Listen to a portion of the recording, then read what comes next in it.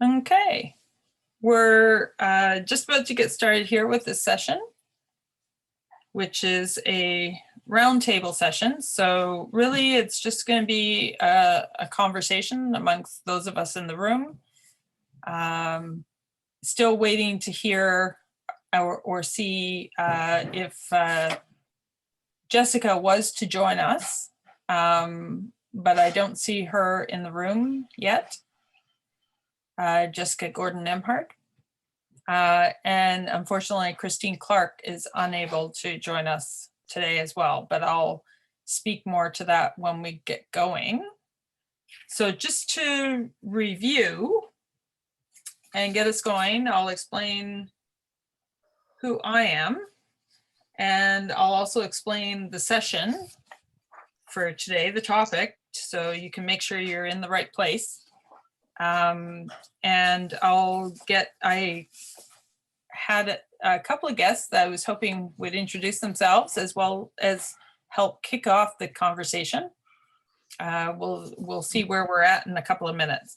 So just to get started, I just want to acknowledge the Indigenous peoples of all the lands that we're on today. And while we meet here on a virtual platform, we should each take a moment to recognize the importance of the land on which we are each located. We acknowledge the territory to reaffirm our commitment and responsibility in building positive relationships between nations and in developing a deep understanding of Indigenous peoples and their cultures. So from coast to coast to coast, we acknowledge the ancestral and unceded territory of all Inuit, First Nations, and Métis people. And I'd just like to invite you at this point that if there's an Indigenous group of people whose land you are on that you would like to acknowledge, to feel free to pop that in the chat. I myself am on the unceded territory of the Mi'kmaq people in Nova Scotia, Halifax, Nova Scotia, and my name is Laurie Cook, and I use the pronouns she and her. And that's great. If anyone else wants to just pop something in the chat, feel free. Thanks, John. That looks great.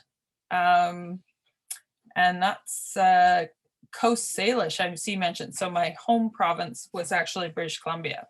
So I'm actually originally from the territory around Prince Rupert, BC. And also joining from Oakville. And we're just gonna I'm gonna ask Luke if you can just put us on maybe gallery view instead of speaker view, so we can see everybody, since this is going to be mainly just an open conversation. But I'll explain a bit more what the topic is and why I suggested it as a roundtable for this session. So the roundtable we're looking at doing today is developing culturally appropriate learning opportunities related to co-op development with marginalized and racialized communities. And so I myself am involved in a project that we recently got some funding to help support, that is designed to do exactly that in the north end of Halifax, in the area of Uniacke Square. And one of the main organization that I'm working with and that's leading this work is called I Move Arts Association, or In My Own Voice Arts Association. They do a lot of work with people who've been incarcerated, who are of African, Nova Scotian, and Indigenous descent, and who are looking to reintegrate into community. They also do a lot of work with youth at risk to try and help youth of those backgrounds also avoid coming into contact with the law. And more recently, there's been a lot more Syrian families and newcomers living in the Uniacke Square area as well. So cross-cultural work is a very important part of the work. The arts is part of their work. And what I'm been kind of bringing to the table more recently is a community economic development lens. So my background is in adult education and community economic development.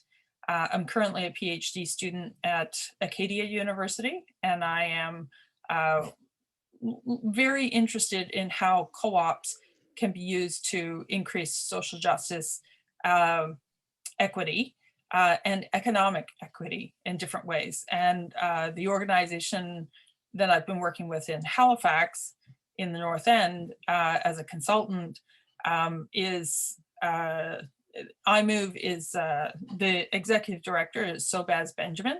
And I've known Sobaz for many, many years. We have a long history together. Our family, our children are about the same age. They did similar activities. And Sobaz has been a leader in this work for a long time. But bringing a cooperative lens to his work is something new that we're trying to do. The other thing I'll mention is that we're very interested in, I recently, in the past year or so, I've been exposed to the work of Jessica Gordon-Nembhard Moore, who I know did a keynote at one point for this event. And she also did She's great. here, Laurie. Oh, great. Jessica joined us. Yeah, we didn't lose her. Great. Thanks. Sorry. I'll get to Jessica and Sonja in just a second then. That's great. I'm glad Jessica is here. And so anyway, Jessica, I was just saying, if you didn't hear, that I came across yourself and your work when you were doing a presentation for the Canadian Workers Co-op Federation. And I think CWCF is doing some great work in this area. What I was hoping to do is just have a bit of a conversation with Sonja and Jessica, cover some of the basics and some key ideas that they each have about how we approach this topic, and then and basically how we create a more diverse, more inclusion, a more diverse group of co-op practitioners within the movement, especially in Canada. I think there is action, obviously, in the United States that's been happening. There's lots of work going on in the Global South related to co-ops with people from various diverse backgrounds, but it seems like in Canada, we have some work to do. So I just want to invite Jessica and Sonja to each introduce themselves a little bit, just like I've done, and then I'll explain a bit more or ask them a couple of questions and so on, just to warm things up, and then we'll open it up as a general conversation. So Jessica, would you like to start? Just introduce yourself. Sure. I know almost everybody here, but anyway, I'll give a little introduction. Jessica Gordon-Nembhard. I'm a professor at John Jay College, City University of New York. I'm a political economist, as well as a co-op activist, co-op researcher, and I guess a co-op historian. And active actually in the worker co-op movement, as well as some other aspects of worker co-ops. I've been, I think, a member of CASC since 1999. And what else? A mother and a grandmother. And of course, the author of Collective Courage, A History of African-American Cooperative Economic Thought and Practice. I was channeled yesterday by Tom Gray, because I often start out saying, you know, when I started in the co-op movement in the late 1990s, I guess it was, there were very few people of color, very few Black people that attended any meetings, that came to any conferences, that there were no Black co-ops talked about, even though the Federation of Southern Cooperatives in the Southern US had over 100 member co-ops in it. So I kind of took it upon myself to try to figure out where the Black co-ops were. And that's how I got into this. Okay, great. Thank you. And Sonja, would you like to just introduce yourself a little bit? And any thoughts related to this topic? Right. Yes. So Sonja Novkovic, I'm with St. Mary's University International Center for Co-op Management. I know most of you. I don't know everybody, so that's good news, I think. why I'm here is basically because Laurie pushed hard to get me here. I do not feel that I'm an expert on the topic at all. So I'm grateful to have Jessica here, who is going to speak first. and But then as I started thinking about the topic, I realized that there are layers to this conversation that I think I can contribute to some of them. And definitely, I'm glad to see some of my friends here online who actually are, working with me on co-op education, so that we can actually share what it is we do in terms of this topic in our program. But as I said, it's really quite a complex and layered conversation, and I'm hoping that we are going to open some of those gates or Pandora's boxes, whichever whichever way you look at them. So yeah, looking forward to this. Great. Yeah, and really my intention in hosting this conversation is for all of us to contribute to the idea of how do we move beyond just talk. So Jessica, for instance, I know I was just reviewing some of the slides from the AGM presentation that you did with CWCF, which was, I think, the first time I became aware of your work. So some of the things you mentioned, for instance, were like, pay attention to power relationships and microaggressions, recognize the importance of BIPOC communities and organizations, recognize the importance of women of color, which Caroline Hussein, who I talked with a little bit, reiterated that very strongly to me. And so I'd strongly recommend anyone who has not seen her film, The Bankers Ladies, to Google that on YouTube and check that out and her work. The need for a focus on organizing, connecting with communities and members in a respectful, culturally appropriate ways. To practice popular education and rewrite histories. And I think that was another thing in conversation with Caroline that I picked up on is the emphasis that the idea of cooperation is not a new thing to these communities. They've been doing it, both newcomer communities, people of African descent, all different kinds of communities have been doing this work for a long time, just not necessarily recognized in the way that we recognize a more Eurocentric, Western, legislated, formal structure of co-op action. So trying to think, I know for myself, I've been trying to think along the lines of almost like a spectrum. And at one end of the spectrum, you have a very formal, structured, Western, legislated way of doing co-op work. And then at the other end of the spectrum is more informal or non-formal ways of organizing and doing the work. So similar to the work of the Banker Ladies, the work of Susu's and that sort of thing is the way I've started to think of it. And I'd be curious, both your thoughts, Jessica and Sonja, what you think of that sort of idea of thinking of things on a spectrum.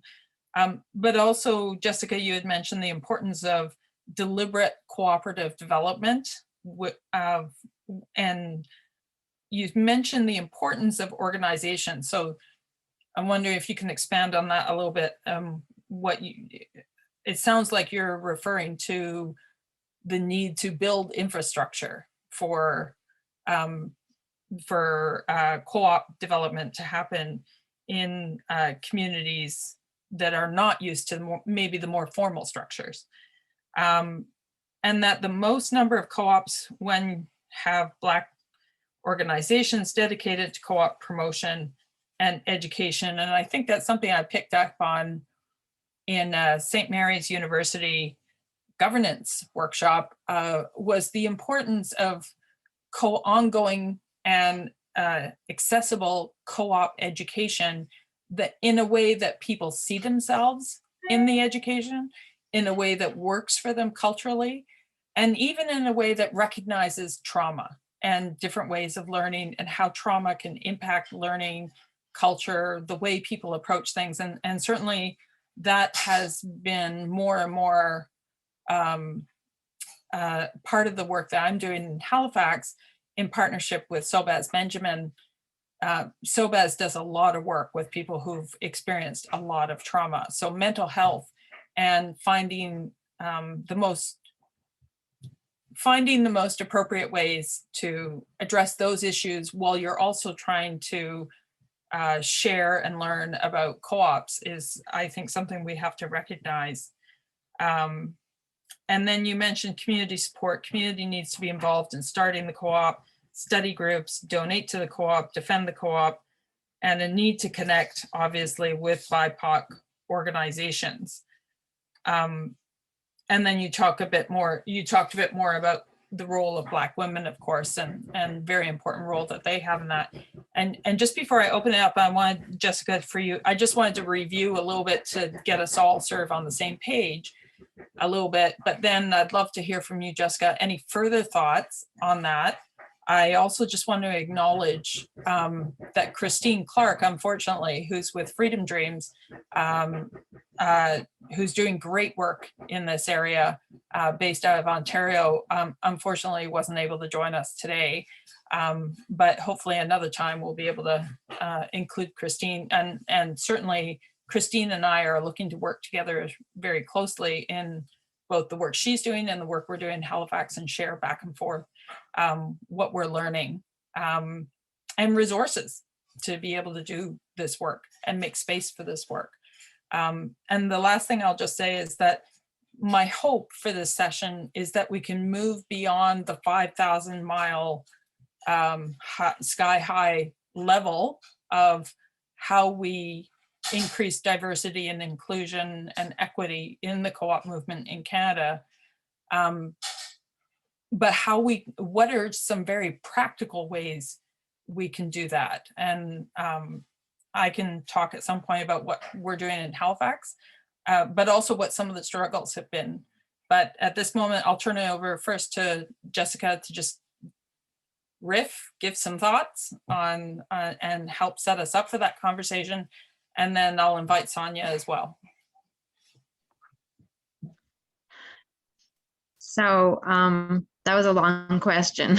I know, sorry. I was trying to think of what you left out, but then I realized maybe that's not the point. Maybe it's just to comment a little bit more deeply on some of the stuff. I also mentioned a lot of that and actually added some stuff in my talk yesterday. I think there's, maybe it's three, maybe I can boil it down to three most important ways to think and approach this. I think the first thing is to recognize, and again, I'm not happy with BIPOC, but I'm just going to use BIPOC as a placeholder for all the kinds of racialized, marginalized people we're talking about. But, you know, to recognize that long history that BIPOC people's cultures have embraced. Basically, you know, it's really solidarity economics and some aspects of cooperative economics, sometimes formal and often informal. And I think too often, both the communities themselves don't see a connection, or they don't connect with the terminology. And so one of the first things I actually do, whether they're, you know, a BIPOC group or a white group or integrated group or whatever, is try to remind people that, you know, that we all engage in solidarity economics, right? We're all economists in some ways, right? Because we all budget, we all make economic decisions daily. But we also engage in solidarity economics. We do things, we barter with each other, we gift with each other.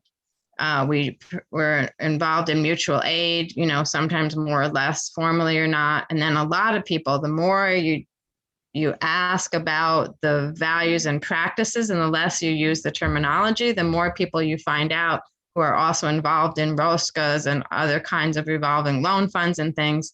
It's amazing once you get past the terminology, you know, and that's the first thing I found talking to Black communities is when I said co-ops, they saw hippie food co-ops. They didn't even think of a credit union. They thought of nothing else. And to them, they didn't do hippie food co-ops.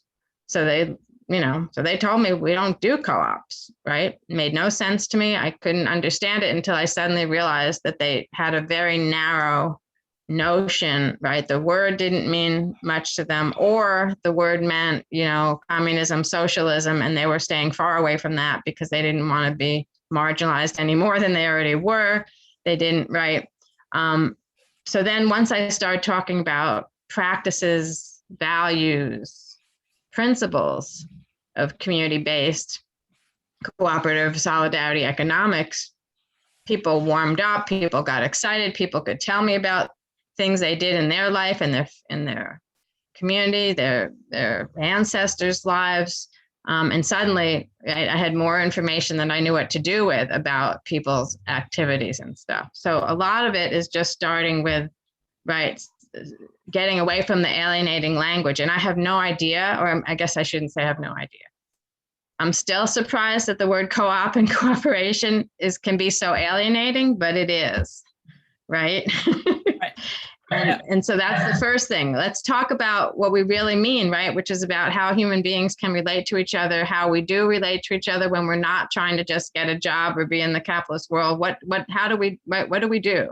And we practice a lot of these things naturally because this is what human beings do.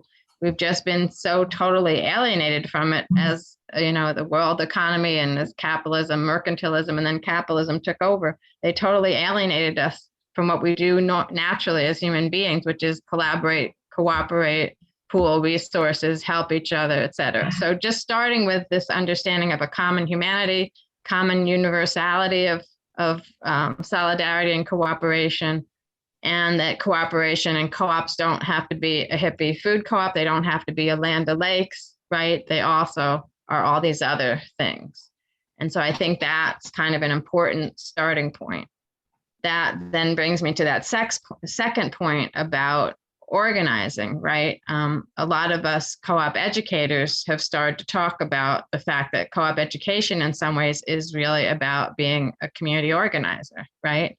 What does that mean? That means we have to be out there talking to people, start with people from where they are, not where we are, right? Talk to them, gather them, and connect, not just the fact that we want to develop co-ops, but the fact that we're there to help them problem solve, address issues, and that the co-op model, a solidarity economics model, can go a long way to help address a lot of their issues, right? So instead of being out there saying, oh, we've got to make sure everybody knows what a co-op is and what the 7 principles are, we need to go out there and think about how are we pulling people together to understand what the issues are and to work with the variety of models we have in our co-op solidarity toolbox that can help them address those issues. And so again, that to me is about, right, organizing, because organizing is education and action, right? And so pulling people together to combine those two things, using solidarity cooperative economics as part of the tools to accomplish that, I think that makes a huge difference in how we approach communities, how we approach this work, and how we do this work. And then the third thing, I don't have a good term for it, but the third issue is a combination of wellness and capacity, right? And some of the wellness is, very specific, as you said, issues about people's trauma of being a marginalized subaltern person or in a subaltern community, right? Some of it is that trauma. Some of it is wellness and trauma because of your class status or very low class status and marginality, even though that's connected to your race, it also has its own traumas and stuff. And then some of it is also the trauma of capitalism in general, because capitalism is so alienating, right? It alienates us from our own humanness. It alienates us from other human beings, right? As well as alienating us from ways to make a living and be prosperous. So there's all this level of trauma and wellness issues. And on top of that, right, is the anti-Blackness, the racism that so pervades our society. And our organizations can't get away from it just by smiling and saying we care, right? We've got to figure out how to be very deliberate about recognizing all these alienations, traumas, and the ways that even our presence as representatives of a structure that they may not connect with yet can reinforce the feelings of alienation and marginalization. And so trying to figure out how do we be sensitive to that? How do we recognize all that sort of invisible tension and contradictions that just our trying to be co-op developers and co-op educators bring to that kind of situation. And again, to me, the only way to really get around that is to approach it as organizers, right? That we're here to help build capacity, to help people problem solve for themselves. And we have a toolbox of things that we think will be helpful. But we also have to, come very humbly and very honestly about, we understand that, your life circumstances, your experience with this model even could already be alienating. And, to be honest, capitalism is so traumatizing. People don't even have time to learn about new stuff sometimes, right? They're struggling, right? Just to keep their heads above water, just to put food on the table, just to be decent parents, right? Some people are working 2 and 3 jobs already. So but doing co-op development takes time. So how do we also, right? That's another contradiction, right? It takes time for people who don't have time because they're spending so much time just trying to survive because of how exploited they are. And I don't have all the answers. I just know that we have to be pay much more attention to this, and we can't be patronizing about it. We can't be, too sympathetic because, we're not trying to look down on people and, whatever. We need to look at it from an asset perspective. What are people already doing? What resources and assets do they already have that can be augmented? Not what don't they have? So I guess that would be the third piece of how you deal with all this trauma and alienation is look at it from an asset building side. Look at what people have, right? Because clearly, if they've come to a meeting or if they're interested at all, that means they already have, right, some kind of assets and some kind of agency that we need to recognize and respect that agency and not look down at them as if we're here to save them.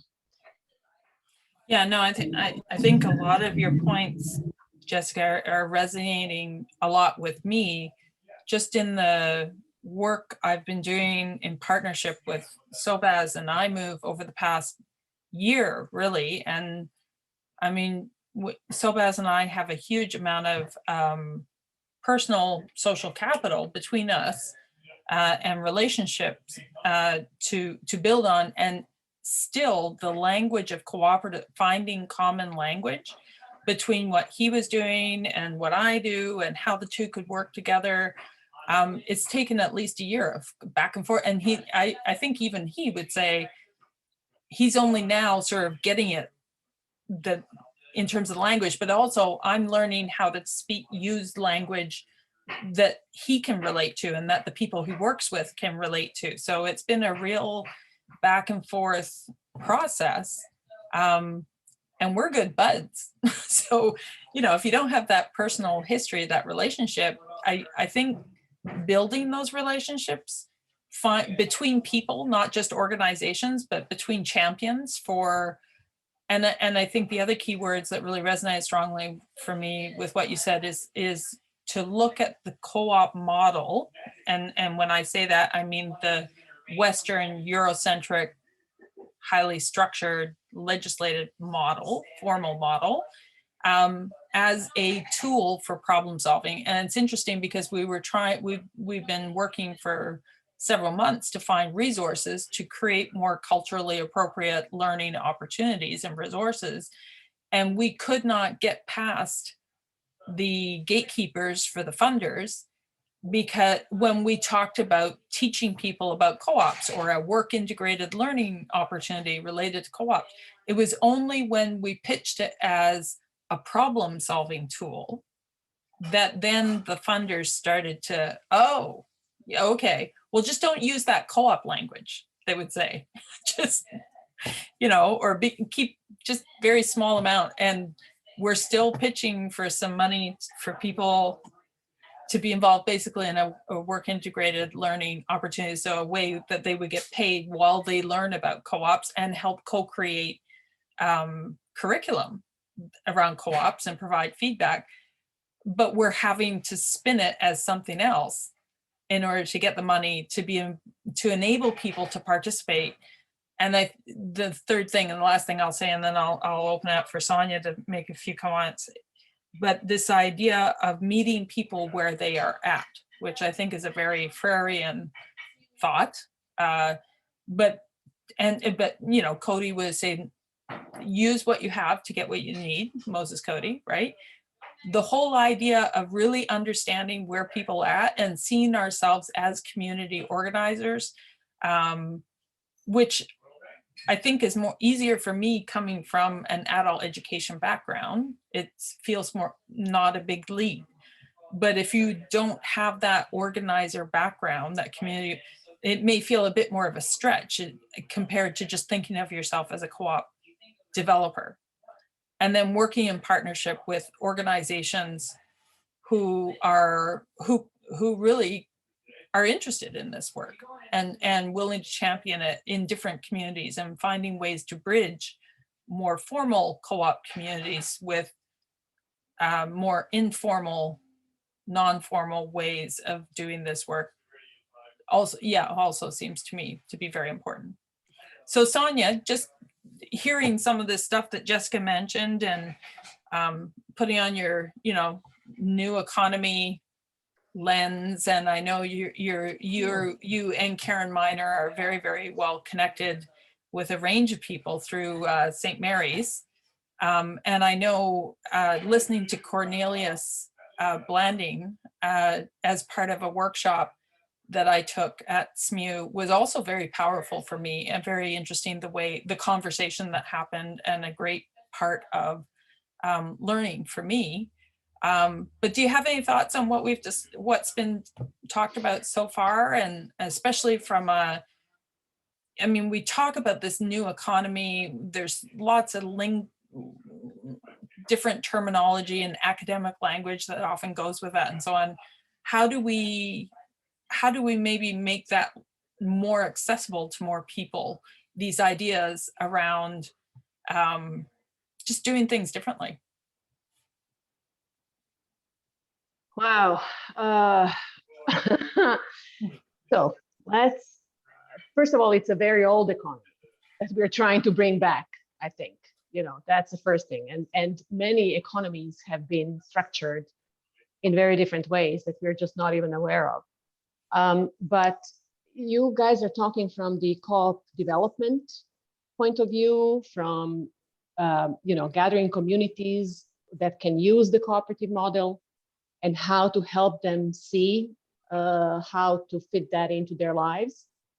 We, on the other hand, I'll speak from the program's point of view and manage the co-op management program. And Erin is here as well, and absolutely, I'd invite her to jump in. And I see John McNamara here as well, who is also co-op developer and in program. So, but please do come in as we continue the conversation. But our challenge was recognized by Erin here on the call because she's the closest to students.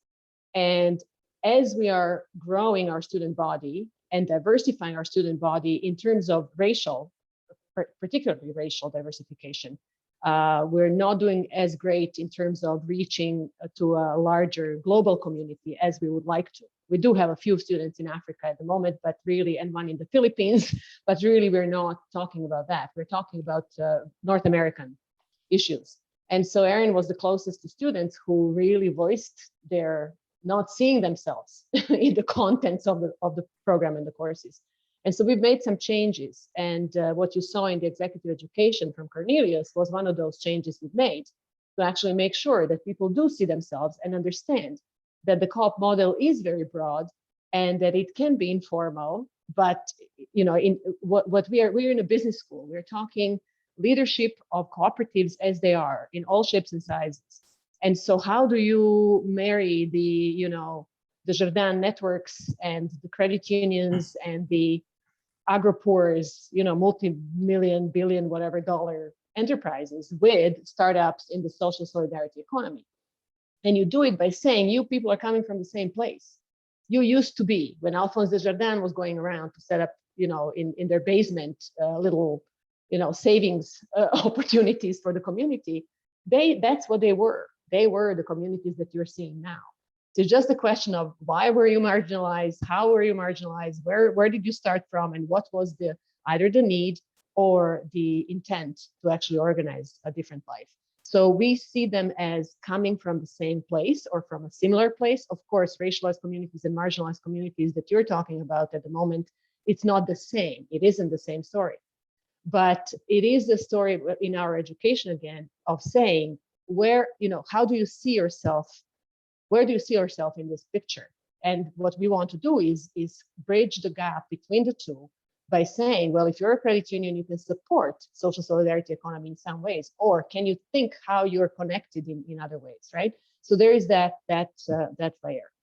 But on the other hand, this whole problematic of race and racial injustice on this continent and is really so deep and so layered that I really was trying to get us back to a kind of different conversation, which is, how do we acknowledge the land, and then I buy property here and I put my house on it and I can do whatever the hell I please, and I'm acknowledging this is not my land, but still I own it and I can get rich from it? How do we put together the fact that we're helping Syrian immigrants and our country bombed them and that's why they're here? They were not coming to Canada for any other reason. How do we put together the fact that indigenous communities know that there are kids around churches that are buried there? I had no idea. How, and we've heard some of that in this conference, and I'm really happy that we did. So it's not about the co-op model and what it can do for marginalized communities. It's what do we need to do as society? And I liked, Jessica, yesterday, you're saying, let's infiltrate as a social solidarity economy and let's work from within and slowly move into spaces where we need to be. But this injustice and this marginalization is going so deep. And religion has a lot to do with it that we are not even touching or dare touch. We're watching Palestinians today.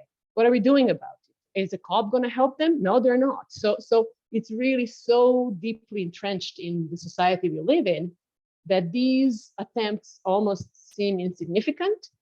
And so I don't even know where to begin and how to begin to think about it. And then on top of all of this, I'll just say that I'm coming from a country that was occupied through history. We were not the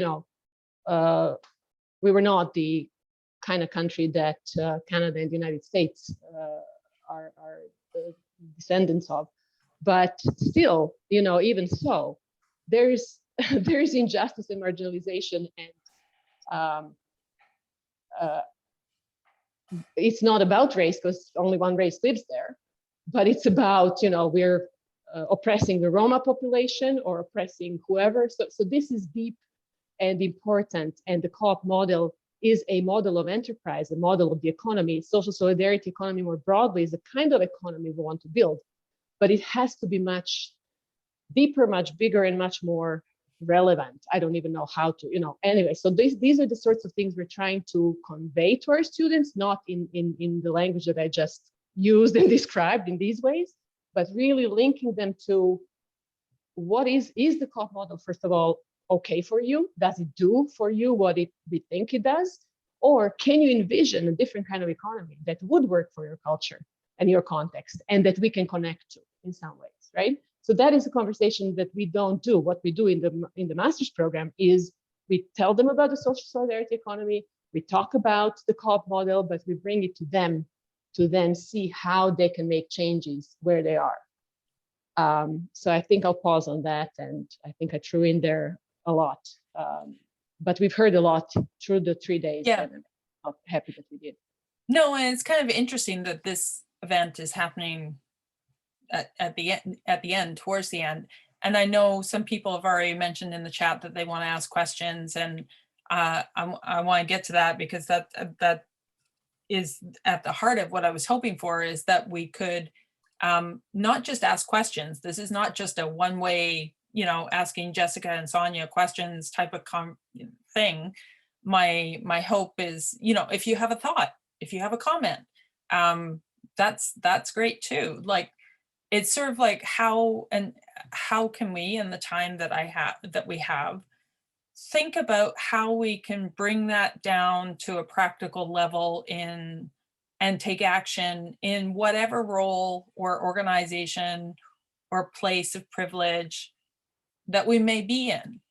How can we build connections and move beyond just, yeah, we need to do this, to, okay, here's what we're going to try and do. Here's how we're going to try and change things.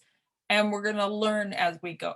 And part of that learning, this is the adult educator coming out, right, is the importance of dialogue and the importance of connecting and having this conversation in a variety of ways with a variety of people.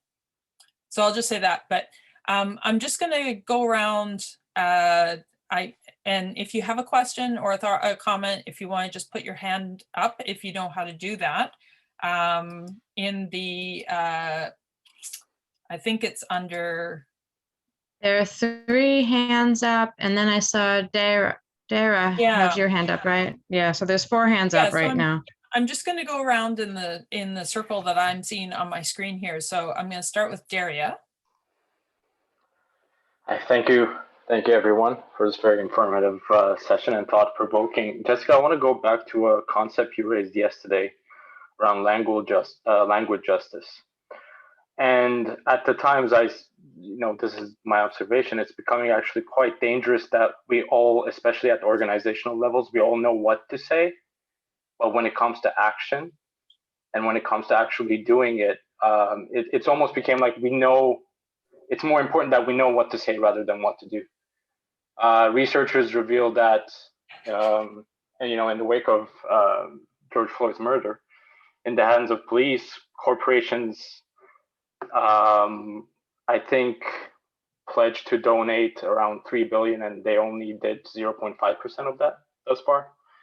So I want to ask you, Jessica, how do we further language justice without falling into this trap that almost sort of absolves us of our sins and, virtue signals that we're saying the right things and we're the right type of person, but then don't take action? So could you talk a little bit about that? Yeah, that's a great question. I probably should have given a definition, because the language justice terminology I meant was not sort of being politically correct, but it was about making sure to have translation so that, if people's first language was something different, so they didn't feel alienated trying to listen to just English or just French or whatever. So making sure there's discussion, there's information, discussion, and presentations in as many languages as the people who are attending, so that they're comfortable.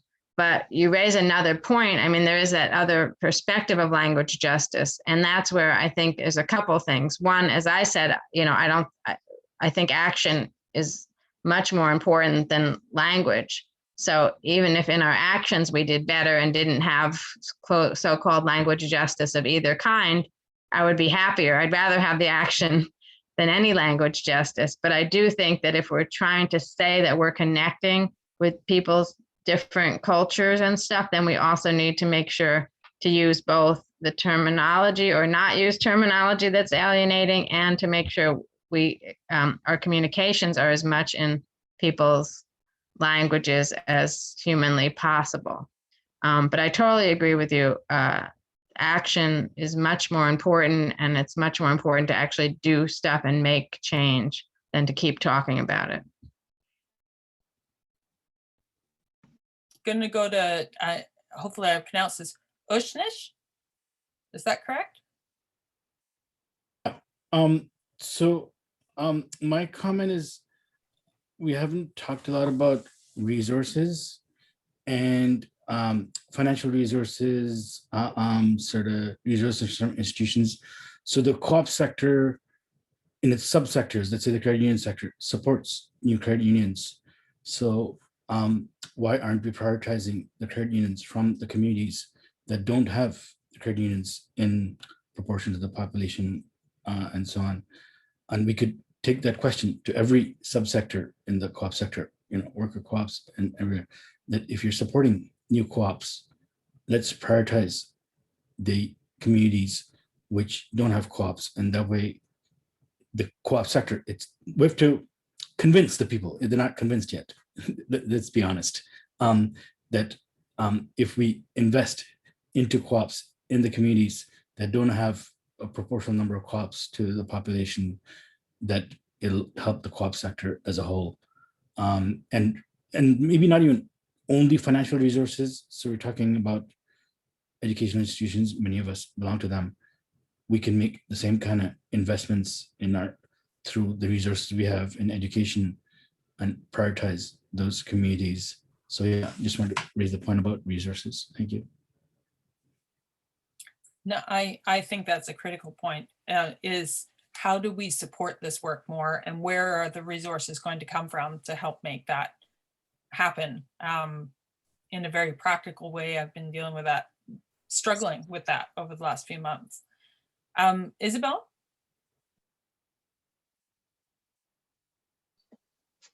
Thank you. This has been a really good conversation. I would link language justice to cognitive justice. We need to recognize the multiple worldviews that have been excluded by the dominant stories of economic modernity. And Jessica rightly reminded us of the trauma of capitalism, but there was a tripartite trauma at the same time. It was capitalism, colonialism, and constructions of race. That's where it comes from. And that's what has excluded the multiple histories of cooperation. And, I've spent my career working in and with Indigenous communities, Inuit, Cree, Dene, Métis, Mi'kmaq, etc. Anyway, it doesn't matter, but I can tell you I have learned more from them about co-ops and cooperation than I have anywhere else, because of that deep understanding, that centuries old set of traditions that have informed their practices. And while I do find useful your concept, Laurie, of recognizing from informal to formal co-ops, I would not underestimate what Indigenous communities have done with formal co-ops. And, Anna Marie's presentation on Nunavik co-ops was just amazing. And Arctic co-ops have innovated throughout their 60-year history. And they can do things that most of us say, oh, we can't afford that. They've done it in the Arctic. They do the translations. They are multi-purpose. They do everything that the community needs and aspires to. And the one other thing that I would say is, I had long been working with trauma-informed approaches to the work.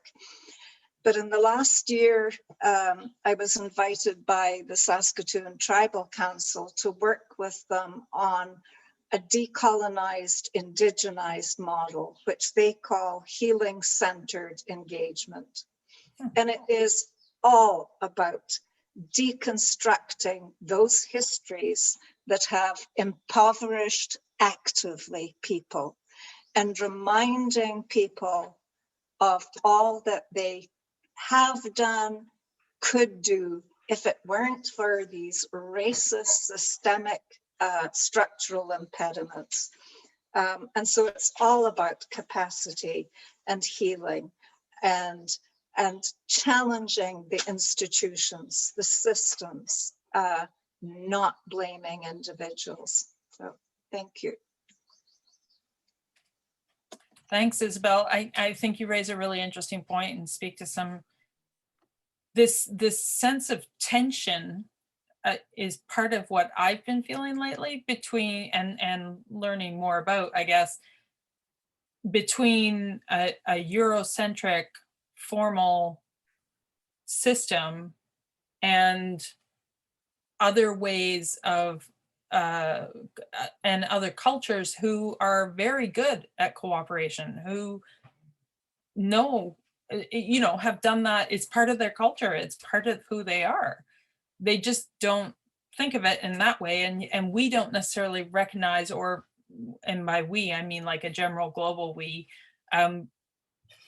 don't recognize and acknowledge the different forms of working together in a cooperative way, maybe as much.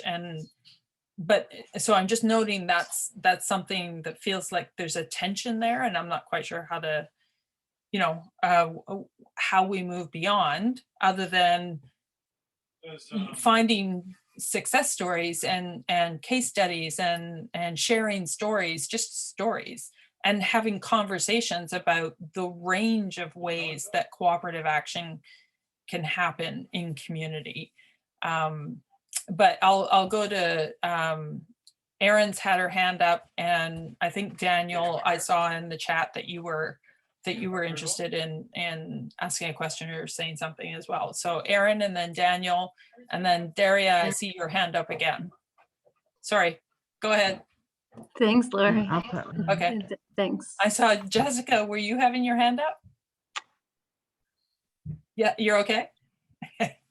All right. Do we I have my Jessica hand up. go I have my first? hand up. No, Oh, you I can can go now. after. I can go after. I'll just keep my a list of notes of what I want to That's fine. say. Thank you. Okay, I'll let Erin go, and then we'll come back. We'll go back and forth. Thanks, Laurie, Jessica, and Sonja. Yeah, I mean, this is one of those things that is inherently messy, and you know, we can never quite say that we've arrived. And so I think that's a factor that makes people not know how to even get started, but that's not the right move. Certainly in some of our critical reflections of our own work, I'm Erin Hancock. I work with the education programs at the International Center for Co-op Management, and on the unceded and ancestral territory of the Mi'kmaq people. So economic justice, if we want to boil down cooperation into the simplest form, I think we could say economic justice is what we're going for. And one of our sort of critical reflections on our work and how cooperatives are framed is that they should inherently be a tool for racial justice. It's sort of built into what the model can be and should be. And so this sort of white folks taking up space in a way that is alienating. And I really, really appreciate that language, Jessica, because that's maybe perfect in looking at what you said yesterday about being passively non-racist compared to actively anti-racist. Even if we don't intend to be harmful, we can still be incredibly alienating and not make people feel like they're invited and important in spaces of cooperation. And it's, you know, if we look back to the women's movement, the assumption was white as norm. And it kind of happens in co-ops that same way, which is, no, racial issues are not co-op issues. It's different. But then you have to unpack that to say, well, then the assumption is that white cooperators are type A cooperators, and everybody else at this sort of point of intersectionality is some type of class B member of this movement. It's not for them, it's not by them, so to speak. And so Yeah, I guess, I just want to challenge us all on thinking of white as norm, like the white cooperator as the norm cooperator. Yeah, and like disability issues are not, women's movement issues. They're not cooperative issues. They're disability issues. That's different. So this sort of like ableist, and we can go through this sort of other ways that people live in the world that are all about intersectionality, which we talk about all the time and we don't go deep enough on, but is important. And I guess I'll just say we've started to actually tally and make note of where we're at as a center with our education, our work, and our processes, and where we're not yet. And some of the questions that we continue to ask ourselves are: who are we putting front of room?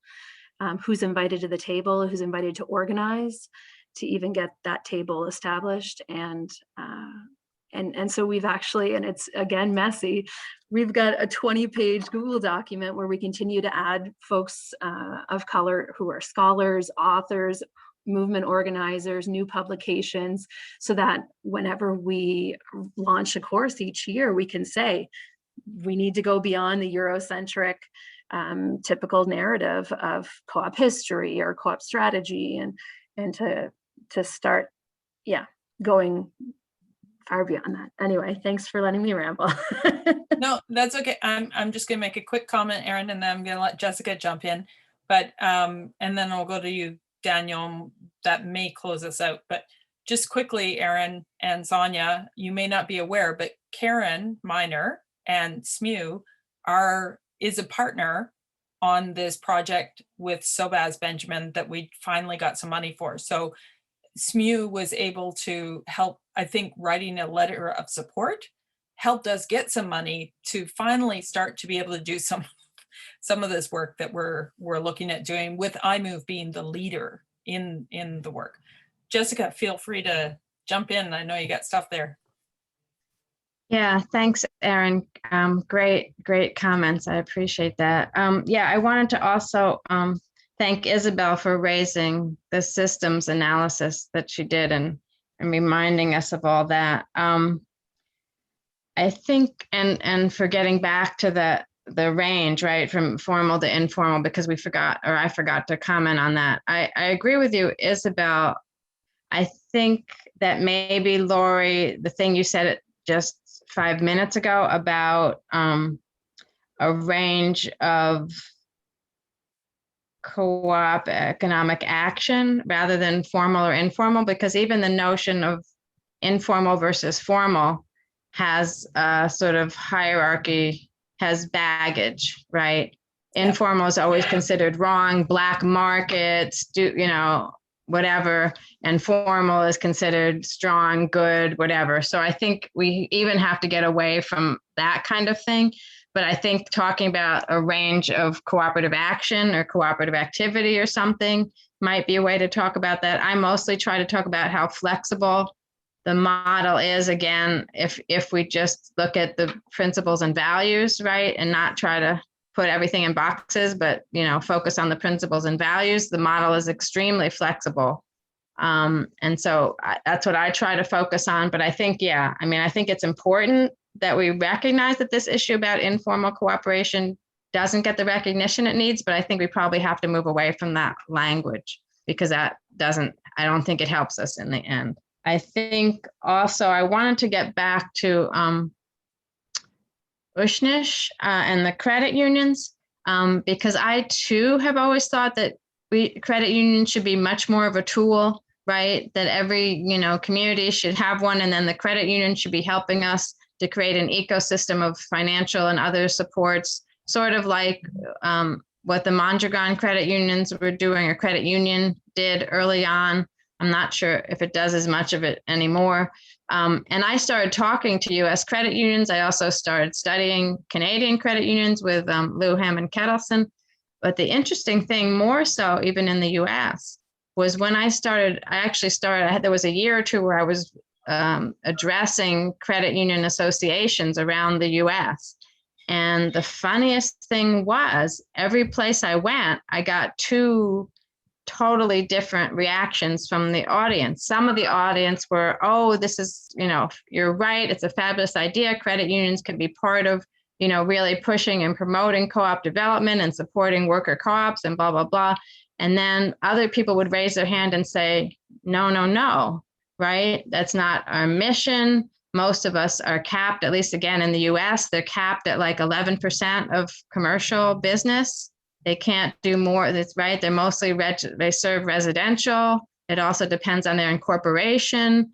So there's all kinds of, I don't know, what do you call it, legal and incorporation challenges to thinking about even how to use credit unions, right? And then we have some progressive credit union, the Lower East Side credit union in New York City that was trying to do more worker co-ops. They actually had to petition to get a waiver to do more worker co-op support.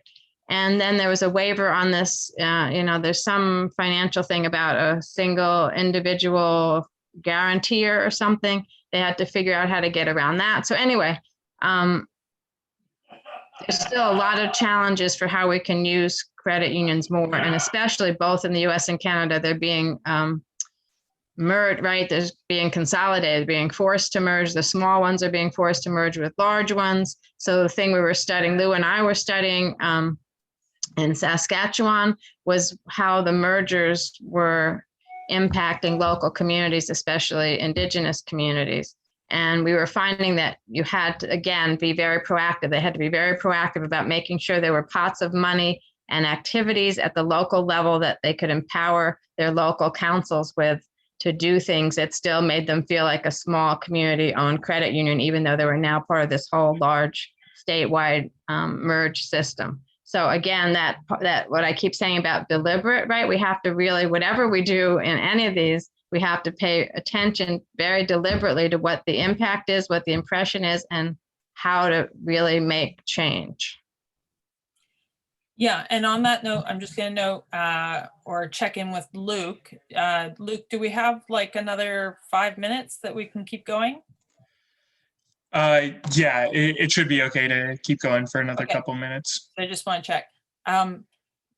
Just a couple of things, and I want to let Daniel ask his question, which will probably be, unfortunately, the last comment, but I also want to, I just had a thought. I think this conversation is really, really important. I think finding a way to continue this conversation is really, really important. And I'm going to put it out there for something for Aaron and Sonja and with Karen to consider. And also, I think iMove would be happy to be a partner in. Maybe there's a way to continue, to try to find a way to continue this conversation, to have it open, maybe some kind of community of practice where people can talk about what they're trying to do. I've learned so much. Just Jessica, you're helping to shift the language from non-formal, informal to more of a spectrum of cooperative action. I love that.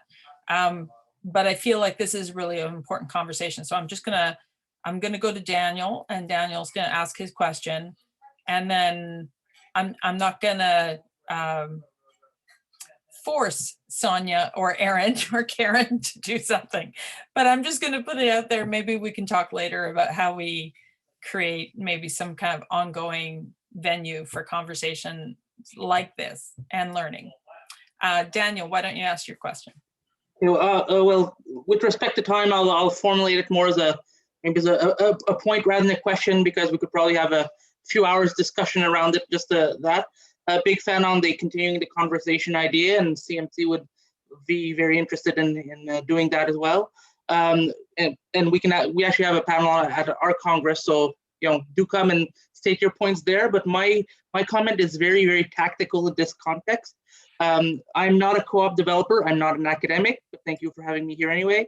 My job is GR and partnerships, and I've had some very interesting conversations with folks like Victor Beausoleil from Social Economy through Social Inclusion. And one thing that became painfully obvious is that we may have an 8,000 co-op database and be able to break it down by NAICS code and so on and all the formal business stuff. The only way I could pull the list of Black Canadian co-ops for Victor was to search by keyword Black in the name of the co-op. So we were missing quite a bit. So we do have a list of over 100 Indigenous co-ops, for example. We can play around with some with some keywords like what is the Black Business Resource Center Cooperative or the the New Occidental Chinese Academy Cooperative. Like there's ways through keywords like that, but there's others like Studio 145 that, you have to know the co-op to know that it's a Black-led, Black-founded co-op. So it is, I just want to mention, it is something CMC will be looking at to be able to have that info, because without being able to pull the data, to have stories, we're not going to be able to get any type of funding. We're not going to be able to have leaders that can inspire folks. So I just wanted to really, there was a big question around that, but I've turned it into a statement. So Aaron, your list, anybody else who has a list who is aware of co-ops that would self-identify as being either ethnocultural or LGBTQ or women-led co-ops, we're CMC is tracking that, or wants to track that, so we can better respond to researchers and to community members as they look to expand their efforts. And if I may just jump in with one comment on that, the global picture on statistics is at issue as well. So you have to be a formally incorporated entity to be counted, like well, not even counted yet, but the statistics offices globally are pushing, ILO has been pushing the agenda to produce statistics on co-ops. So even incorporated entities, we don't know how many and what kind, and let alone others who are not formalized, right? But there is the informal entity calculation by the United Nations agencies, and that I'm guessing would be a next step, but it's going to take years before we get there. So to your point, Dan, I mean, these social indicators and social elements in the cooperatives need to be self-identified somehow before you can actually count them if you have social aspects of what co-ops are about. But anyway, so it's really a complex situation, but there is a recognition that informality in terms of not being incorporated is very important for co-ops. Well, and just to wrap this up, I think that's a key point. We do what we measure, right? If we're not measuring how we're doing in terms of the diversity of co-ops that are out there, especially in Canada, in different provinces, councils, whatever, but also then thinking about the communities that could benefit from this. How do we identify those communities that we need to reach out to and who may not even be aware of the range of different tools within economic cooperative action or cooperative economic action, and make sure that they're accessible and culturally appropriate. People see themselves, use language and terms that they're comfortable with, that fit with their culture, fit with their community, fit with where they're at, right? Again, going to where people are at, I think, is a key point. I just wanted to close out, I'm putting a link in the chat to a video that I think speaks to some of the things we've been talking about. The title of the video is actually "Worker Cooperatives Prove Your Job Doesn't Have to Be Hell," which I love the language of that. It's about worker co-ops. It's mainly worker co-ops in the US. It's about and mainly Black women leading a lot of these co-ops. But really the idea that the co-ops movement can be a tool at this particular time that could be really powerful to help make a significant shift. So we've got the business community complaining that because people got support during COVID, that they can't find people to work in their businesses. This is a new narrative that seems to be emerging that I think we need to find ways to counter. And some people are, saying, well, maybe it's more a problem is you're not offering a decent wage or benefits or anything, right? Like, people are tired of working for nothing. And so this video that just popped up on my YouTube kind of speaks to that. And I just love the language. Your job doesn't have to be hell. There are alternatives. And one of them, for instance, is a worker co-op type model. So just thinking about language, thinking about the range of things, And I see Luke giving me a note that we need to wrap up now, but I hope we can find a way to continue this conversation and the learning. And I want to thank Jessica and Sonja for being special guests in this session, and the rest of you all for participating. So thank you very much. Thanks, everybody. This also officially wraps up our conference. So thank you so much, everyone, there for we your invaluable contributions, and really hope to stay in touch through the year and see you next year. Great Well, job. congratulations, organizers. Thanks very much, guys. Well done. Bye See bye. ya. Yeah. Thank you. Bye.